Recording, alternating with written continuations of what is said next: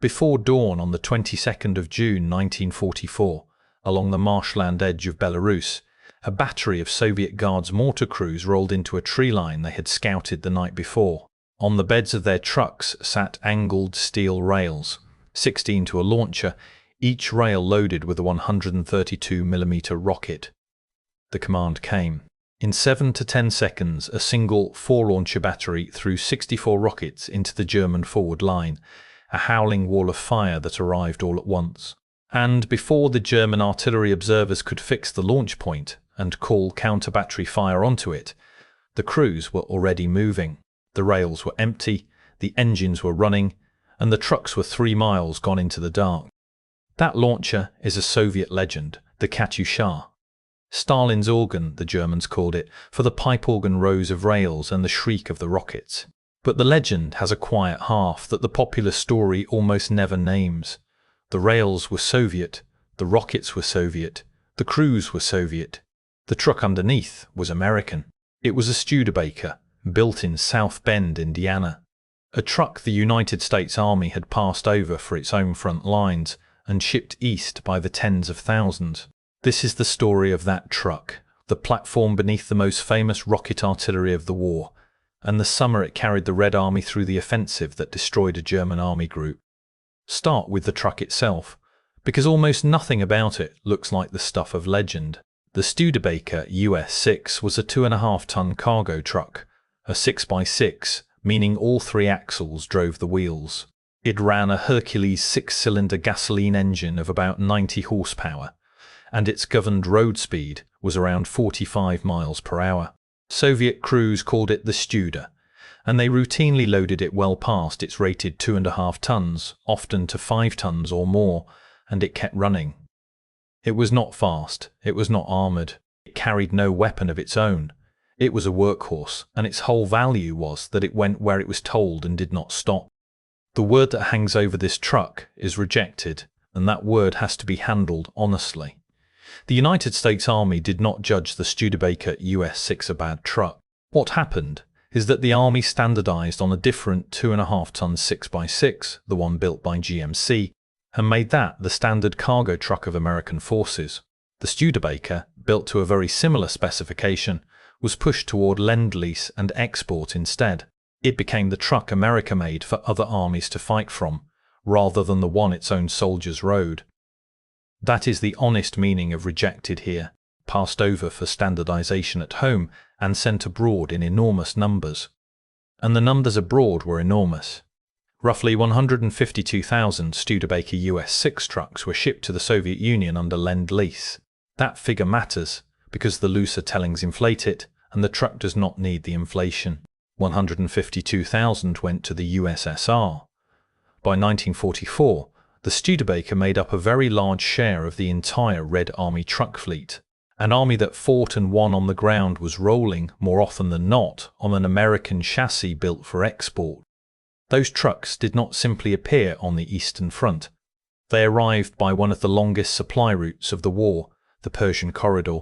Studebakers were shipped across the ocean to the Persian Gulf ports of Bushehr and Abadan in Iran, then driven north by Soviet and hired Iranian drivers, up through Persia to the Soviet border near Baku.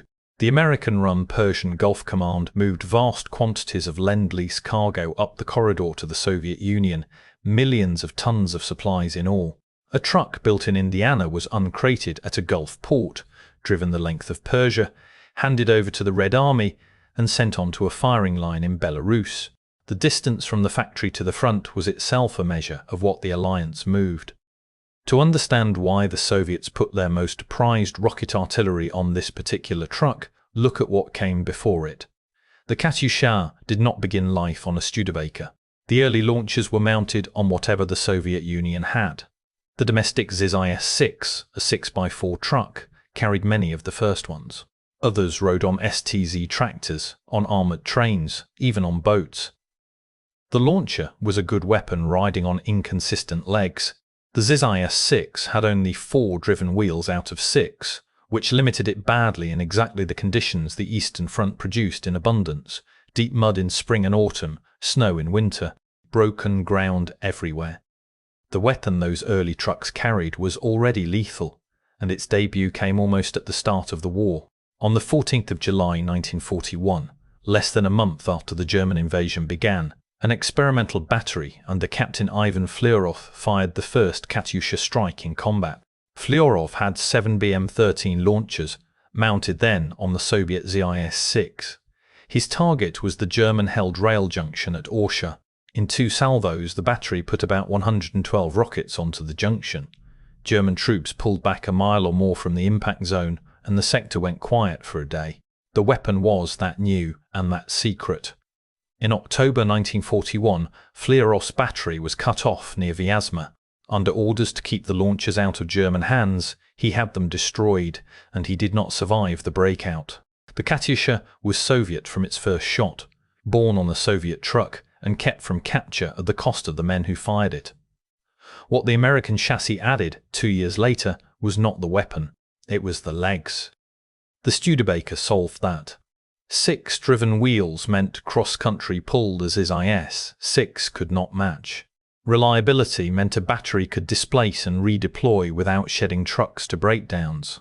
And because so many identical trucks were arriving, parts and maintenance were consistent across whole units. That last point is easy to underrate, and it mattered as much as the traction. Before the Studebaker won the role, a range of different Lend-Lease truck types were tested under the launcher. Many different chassis meant many different sets of spare parts, many maintenance routines, many ways for a repair depot to run short of the one component a stranded launcher needed. Standardizing on a single chassis collapsed all of that into one engine to know, one drivetrain to stock, one truck the mechanics could fix in the dark. For a weapon whose entire survival depended on moving the moment it had fired, a launcher that could not be kept running was a launcher lost. The US-6 came out on top. In April 1943, the standardized launcher, designated the BM-13N, with the N standing for normalized, settled onto the Studebaker chassis. From that point, the truck and the rocket rack were built as one system. By the end of the war, about 1,800 BM-13N launchers had been built on the Studebaker. It is important to be precise about what that means. The Studebaker was the standard chassis for new production from 1943 onward, and by 1944 nearly all new Katyusha launchers were being built on the US-6. But the older launchers on the ZIS-6 and other mounts had not vanished. They were still in service. So the accurate statement is that the Studebaker was the platform under most Katyushas by 1944, and the standard for everything new. Not that every single Katyusha in the field was a Studebaker. The truth is strong enough without overreach. Now the weapon itself, because the truck existed to serve it. The BM-13 launcher carried 16 rails. Each rail held one 132mm rocket. A full salvo was 16 rockets, and the launcher could throw that salvo in a matter of seconds, then needed 3 to 4 minutes to reload by hand. The individual rocket was not accurate. It flew with a spread that no gunner could tighten to the precision of a rifled field gun. A single Katyusha rocket aimed at a single point was a poor bet. The rocket flew out to a range of about 5.4 miles. Its construction, cheap and fast to manufacture, was also what scattered its flight. A gun that spins its shell can hold a tight group at distance. A rocket launched off a rail cannot, and no crew drill could correct for it. Every Katyusha rocket carried that spread built into the way it flew. That inaccuracy was the entire point, inverted. The Katyusha was never meant to hit a point.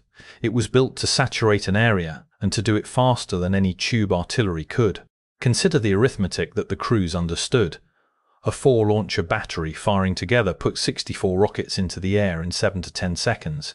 The explosive weight that battery delivered in that one salvo was roughly equal to 72 conventional howitzers, all firing at the same instant. No battery of towed guns could match that density of fire in that window of time.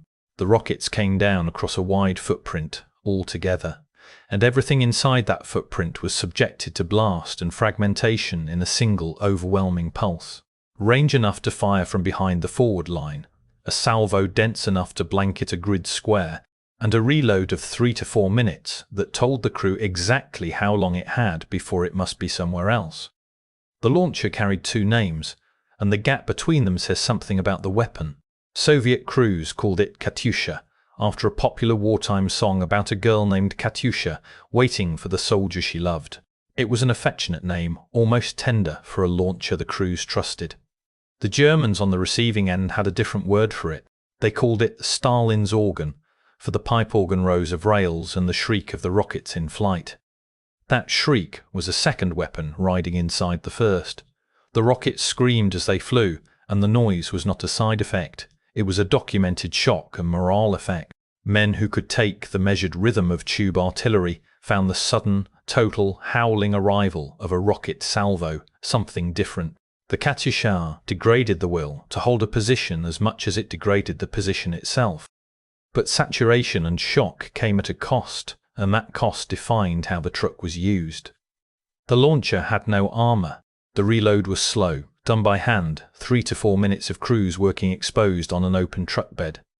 A Katyusha battery that sat still after firing was a battery waiting to be found. The German counter-battery response, once observers backtracked the salvo to its origin, could be lethal. So the Soviets built their doctrine around not being there when that response arrived. The doctrine was shoot and scoot, move into a firing position, often one scouted in advance, fire the full salvo in seconds, then displace immediately 3 to 4 miles before German guns could range in on the launch point. The mobility was not a convenience, it was survival, and the mobility was exactly what the Studebaker delivered. A reliable 6x6 that could pull off soft ground, keep pace with an advance, and put distance between the crew and the counterfire was the difference between a weapon that fired once and a weapon that fired again the next day. The rocket gave the Red Army its saturation. The truck gave the Red Army the ability to use it and survive. The Studebaker's rocket role was not limited to the Katyusha. The same chassis carried a heavier cousin, the BM-3112, which Soviet crews nicknamed the Orsha. Where the Katyusha threw 16 132mm rockets, the Orsha carried 12 rails firing 300mm rockets, each with a warhead far heavier than the Katyusha's, though shorter in range. It entered service in June 1944. The same month Bagration opened, and it became mobile siege artillery, hauled forward to crack fortified towns and, later, to batter through fixed defences at places like Königsberg and Berlin. About 1,800 were built on the Studebaker chassis. The same American truck that gave the Katyusha its mobility gave the heavier rocket its reach into the German rear. The crews who operated these launchers were not ordinary artillery. The Guards Mortar units, the rocket artillery arm, were treated as elite from the very beginning, marked out only months into the German invasion. These units were held under the direct control of the Stavka, the Soviet Supreme High Command, rather than being parcelled out casually to field commanders. That reflected how the weapon was viewed. It was a strategic asset, concentrated and directed from the top, deployed where a sudden mass of fire could break something that mattered. The Studebaker, then, was not carrying a second-rate weapon operated by second-rate troops. It was carrying a priority instrument of the Red Army, crewed by units the state had marked as elite from the war's earliest and most desperate months. All of this, the truck, the rocket, the doctrine, the elite crews, converged in the summer of 1944 on a single stretch of front. Operation Bagration. Bagration ran from the 22nd of June to the 19th of August 1944. Its target was German Army Group Center, which held a vast bulge of front in Belarus, a line running something on the order of 600 miles. The bulge was a salient, a mass of German forces pushed out ahead of the fronts to its north and south. A salient can be pushed on from the front, or it can be cut across its base, trapping everything inside. The Soviet plan was not to push the bulge back. It was to collapse it, to converge on the base of the salient in close pockets around the German divisions holding the forward ground. 4 fronts, 4 groupings of Soviet armies were arrayed against it, and the commanders were the men who would define the last year of the war in the east. Konstantin Rokossovsky commanded the 1st Belarusian front on the southern shoulder. Ivan Chernyakhovsky commanded the 3rd Belarusian. The 2nd Belarusian front held the centre. Hovhannes Bagramian led the 1st Baltic front to the north. Coordinated, converging, and opening within a day of one another, they were about to inflict the largest defeat in German military history. The blow did not fall where the Germans expected. Before Bagration, the Soviets ran one of the largest deception operations of the war, a maskirovka that hid the real offensive. They left tank armies visible far to the south near Lvov to sell a false main attack into Ukraine, while the true weight massed in Belarus. Radio silence covered the units moving into Belarusia, and false radio traffic chattered away in the south. Vast forces shifted into position by night, crossing swamps on timber causeways laid down and hidden in the dark. Army Group Center reinforced the wrong sector. At the real point of attack, the Soviets built a heavy superiority in armor. The mobility of the truck fleet, the Studebakers among the tens of thousands of vehicles, is a large part of what let that mass arrive unseen and on time. The opening was artillery, and the scale of it must be stated plainly, because the scale is where the honest account of the Katyusha lives. Across the fronts, the Soviets massed many thousands of heavy artillery pieces, and alongside them a far smaller number of Katyusha launchers. Read those two together. Tube artillery outnumbered the rocket launchers by several to one. The bulk of the firepower at Bagration, the sheer weight of high explosive that flattened the German forward positions, came from conventional guns. The Katyusha was not the main weight of the barrage, it was the shock and saturation layer laid on top of it. That distinction is the whole truth of this weapon, and it deserves to be held onto. The combined barrage broke the German line. Tube artillery provided the volume. The Katyusha provided the sudden, area-saturating, morale-shattering pulses that came down among the guns. In the breakthrough sectors, where the Soviets concentrated everything, the local artillery advantage was overwhelming. The opening bombardment on the 22nd of June flattened bunkers and detonated German ammunition stores. German accounts described it as the most intense bombardment they had faced in the entire war. The Katyusha was part of that, an important part. But crediting the breakthrough to the rocket launchers alone would be to misread what actually happened. The Red Army broke Army Group Center with a combined arms hammer, and the rocket on the Studebaker was one head of that hammer, not the whole of it. If you are following the mechanics of how the Red Army fought, this is the pattern worth understanding, so it is worth pausing to say it directly. The Soviet method was concentration. Mass the guns, mass the rockets, mass the armor and the men at the chosen breakthrough points, and open with a bombardment so dense that the defending lines ceased to function before the infantry and tanks even moved. The Katyusha fit that method precisely. Its value was mass fire delivered fast, and Bagration was mass fire as doctrine.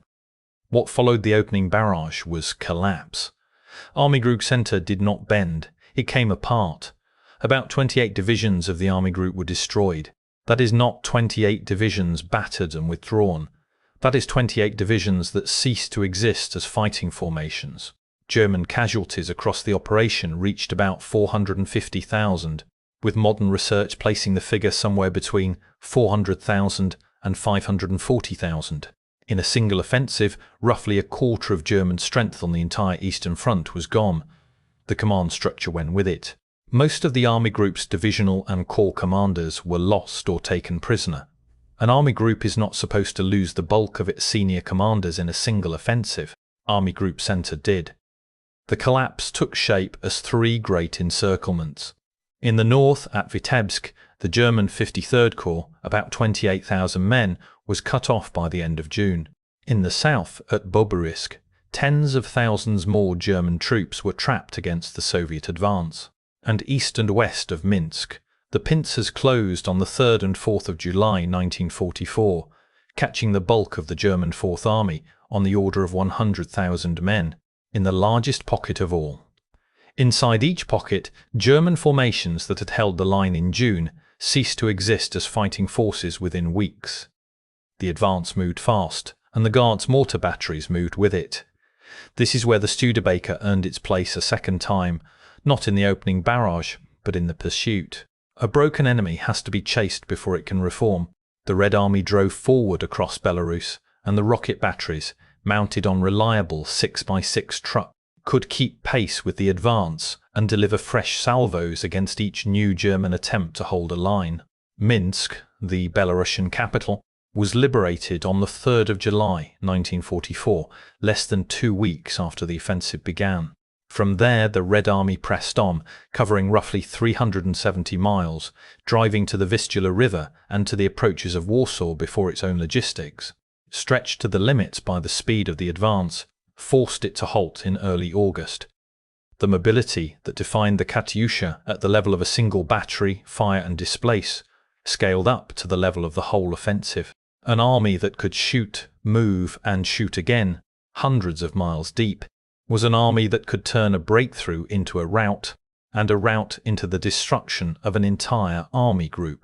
The trucks were part of what made that speed possible, not the rocket launchers alone.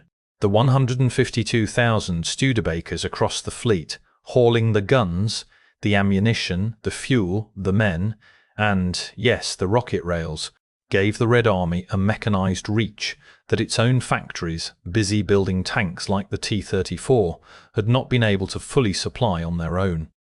So the American truck was there, underneath one of the most celebrated weapons of the Soviet war, inside the largest German defeat of the war, which raises the question the popular legend answers badly. If the Studebaker was so central, why does the Katyusha story so rarely mention it?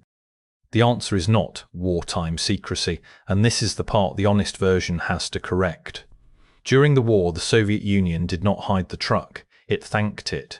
Soviet officials formally acknowledged the Studebaker Corporation for the truck, and Stalin himself praised its quality.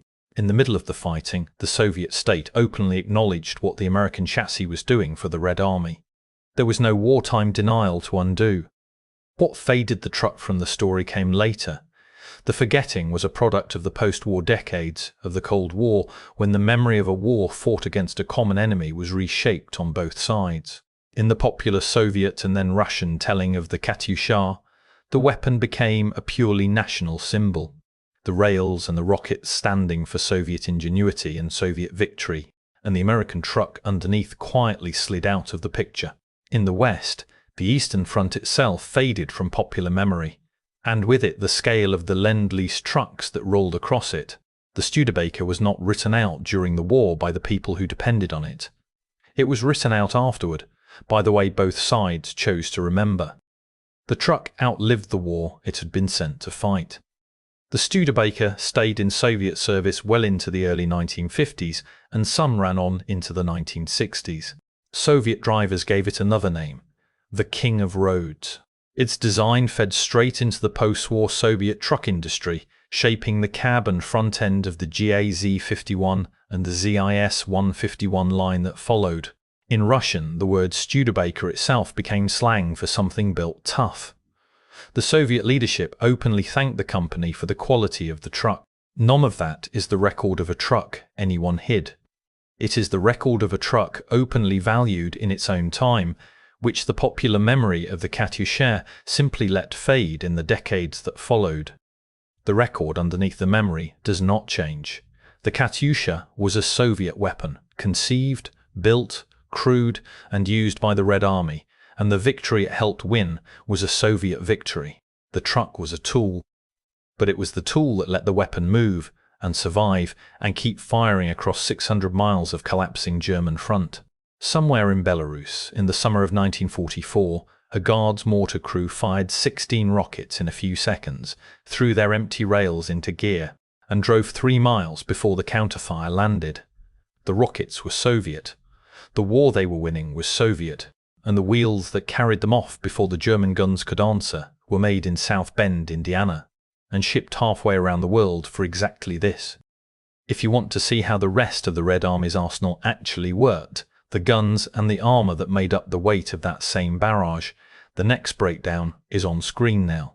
Watch it, and the picture of how Army Group Center was destroyed gets complete.